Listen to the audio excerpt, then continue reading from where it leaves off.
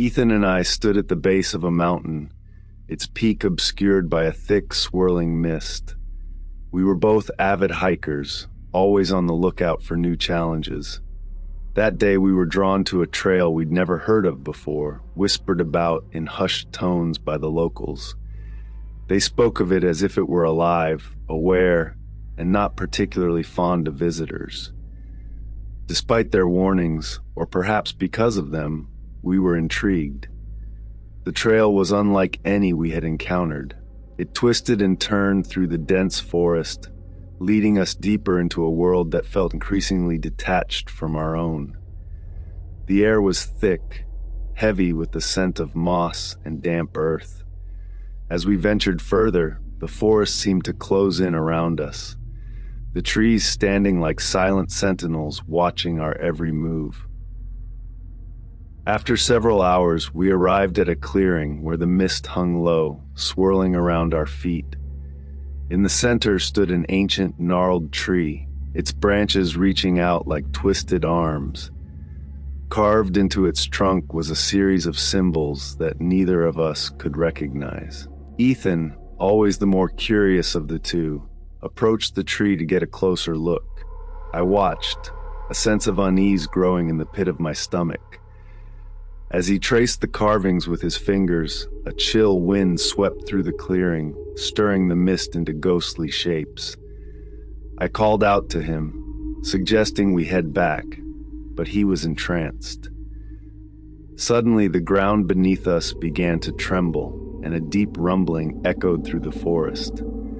I stumbled backward, my heart racing as I scanned our surroundings for any sign of what might be causing the disturbance. Ethan turned to me, his eyes wide with a mix of fear and excitement. "Did you see that?" he asked, pointing to a shadow that seemed to move against the mist. Before I could answer, a thick fog enveloped us, obscuring my vision. I could hear Ethan calling my name, his voice growing fainter as the fog thickened.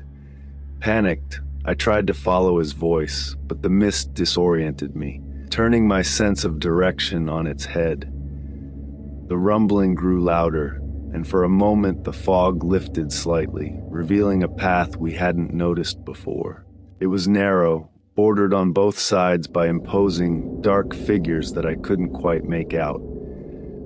I hesitated, unsure if I should follow this newfound path or continue searching for Ethan in the fog. My decision was made for me when I heard his voice again, this time clearer, urging me to follow the path. Trusting in our bond and the hope that it would lead me back to my friend, I stepped forward, the mist swallowing me whole once more. The path twisted and turned, leading me through parts of the forest that felt untouched by time. The sounds of the forest grew eerier, a symphony of whispers and creaks that seemed to speak in a language all their own. As I walked, the feeling of being watched grew stronger, but I pressed on, driven by the need to find Ethan and escape the oppressive atmosphere of the mountain. Just when the path seemed to stretch into infinity, the mist began to thin, revealing glimpses of the world beyond. The rumbling had ceased, replaced by a heavy silence that weighed down on me. I found myself standing at the edge of a vast, unrecognizable landscape, the trail behind me disappearing into the mist as if it had never been. As I stood on the brink of this alien landscape, the air tinged with a surreal calm. I couldn't shake the feeling that I had stepped into another realm entirely. The ground beneath my feet was covered in a soft silver moss that glimmered faintly under the weak sunlight filtering through the dense canopy above. Ahead, the landscape stretched into a dense forest, its trees towering and ancient, their leaves a strange hue of blue that whispered of secrets untold. Compelled by an unseen force, I moved forward, each step taking me deeper into this unearthly forest. The sensation of being watched had not left me. If anything, it had intensified, but now it felt more curious than menacing.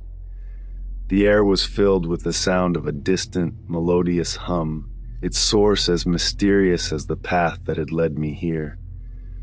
The forest gradually opened up to reveal a clearing bathed in soft light. In the center, a crystal-clear stream wound its way through the grass, its waters sparkling with an inner light. And there on the opposite bank was Ethan. He was sitting on a rock, gazing intently at the water, seemingly unharmed but undeniably changed. His expression was one of serene contemplation, a stark contrast to the apprehension that had marked our journey thus far. "Ethan," I called out, relief flooding through me. He looked up, his eyes meeting mine, and in them, I saw a depth I hadn't noticed before. He smiled, a gesture of reassurance, and gestured for me to join him. Crossing the stream proved to be an easy task, the stones beneath the surface offering a clear path. As I approached, Ethan stood up, his smile widening. "You made it," he said, his voice carrying a note of wonder. "What is this place?" I asked, looking around at the surreal beauty that surrounded us. Ethan shook his head, his gaze returning to the stream. "I'm not sure, but it feels like we were meant to find it. Do you feel it too? The peace here is unlike anything I've experienced." I had to admit, there was a tranquil energy that permeated this place, soothing the fears and uncertainties that had plagued us. We spent what felt like hours sitting by the stream, talking in hushed tones about our journey, the mysterious path, and the forces that seemed to guide us. As the sun began to dip lower in the sky, casting long shadows across the clearing, we knew it was time to leave, though neither of us wished to. Standing up, we took one last look at the clearing, imprinting its image in our memories. Finding our way back proved to be less daunting than we had feared. The path, now clear and inviting, seemed to guide us back through the forest. The oppressive atmosphere that had marked our journey and now lifted, replaced by a feeling of lightness. The mist that had shrouded the mountain was gone, revealing the trail in its full, unthreatening beauty. When we finally emerged from the forest, the last light of day painting the sky in hues of orange and pink, we were met with the surprised looks of the locals. They listened in awe as we recounted our journey, though we left out the details of the mysterious clearing, keeping it as our secret. As we walked away from the mountain, a glance back revealed nothing out of the ordinary, just an ancient trail winding its way through the forest. But we knew better. We had touched something extraordinary, a secret of the mountain revealed only to those who dared to venture beyond the mist. As Ethan and I distanced ourselves from the mountain, the glow of our extraordinary experience dimmed in the fading light of day. Our conversation dwindled, each of us lost in thought, replaying the events in our minds. The village lights twinkled in the distance, a beacon of normalcy beckoning us back to a world untouched by the mysteries of the forest. Yet, as we approached the outskirts of the village, an unsettling realization began to dawn on me. The faces that greeted us were not those of mere curiosity or concern. They were etched with a bewildering mix of fear and disbelief. An elderly woman approached, her eyes scanning us as if seeing ghosts. "You've returned," she whispered, her voice trembling. "But how? No one returns from the mist." Confusion set in as Ethan and I exchanged bewildered glances. "What do you mean?" Ethan asked. "We were only gone for the day." The woman shook her head, her eyes filled with sorrow. "The mist took you weeks ago. The mountain doesn't return those it claims. Yet here you stand." Murmurs spread through the gathering crowd, their expressions mirroring the woman's mixture of fear and wonder. In a daze, we were led to the village center, where a makeshift memorial had been erected in our honor. Flowers, photographs, and personal tokens adorned the space, a tribute to lives presumed lost. The date on a newspaper clipping sent a chill down my spine. It was weeks after our planned hike. Time had passed in the outside world while we remained unaged, untouched by the days that had slipped by. Ethan and I locked eyes, the same unspoken question passing between us. What had happened in the mist? Had we stumbled into a fold in time, or had the mountain claimed us, only to release us for reasons we couldn't fathom? The villagers treated us with a cautious reverence, as if our return had disturbed the delicate balance between their world and the mysteries of the mountain. Whispers of ancient legends began to surface, tales of a hidden realm within the mist, a place out of time that tested the souls of those it ensnared. That night, as I lay in bed, the events replayed in my mind, each detail sharp and vivid. But it was the serene clearing in the stream that captured my thoughts, a sanctuary that felt more like home than any place I'd ever known. Sleep was elusive, the reality of our experience melding into the realm of dreams. The following days were marked by a sense of dislocation.